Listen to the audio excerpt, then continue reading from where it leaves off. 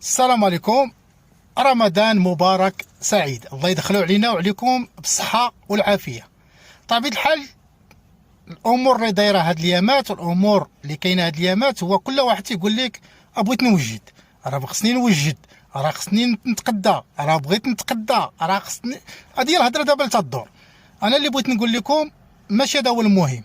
المهم هو واش وجدتي راسك ونفسك انك تصلي، انك تعبد الله، انك تتقي الله في هذا رمضان المبارك سعيد. اما بالنسبه للتوجاد والتحضير، راه الخضاره ما غيسدوش، الجزاره غادي يبقاو بلايصهم، مالين الحوت راه غادي يبقاو بلاصهم، وطبيعه الحال مالين اللحم راه غادي يبقاو في بلايصهم. يعني بنادم اللي خصو يعرف بانه ما غادي يبقاش هو الشهر تاع رمضان، عنده واحد الوقيته وغادي يسالي وغادي يشوف واش ربح شي حاجه في رمضان او لا ما ربحاش. احبكم في الله، بغيت نشارك معكم هذه القضيه.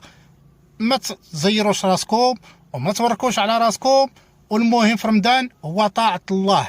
ما تنساش بأنك مخلوق، أنك تعبد الله سبحانه وتعالى، وخليوا الأمور لله. كي تشوفوا الحمد لله تحت عندنا اشتواء، الأمور الحمد لله بدات شوية تترخاص.